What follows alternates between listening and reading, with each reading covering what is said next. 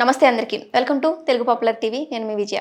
ఈరోజు నాతో పాటు ప్రముఖ జ్యోతిష్య పండితులు పద్మకుమార్ గారు ఉన్నారు. ఆయనతో మాట్లాడదాం. నమస్తే గురువుగారు. నమస్కారం అండి. బాగున్నారండి? నమస్తే. గురుగారు, ఇప్పుడు మనం కొత్త సంవత్సరంలోకి అడుగు పెట్టబోతున్నాం. ఎలా ఉండబోతున్నాయి అంటున్నారు?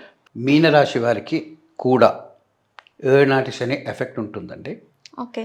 కానీ మీనరాశి వారికి ఫస్ట్ 2.5 years దాదాపు అయిపోయి వస్తుంది. సెకండ్ 2.5, థర్డ్ 2.5 ఉంటుంది. సెకండ్ 2.5 కూడా వారికి పెద్ద ఇబ్బందులు ఏముండవు.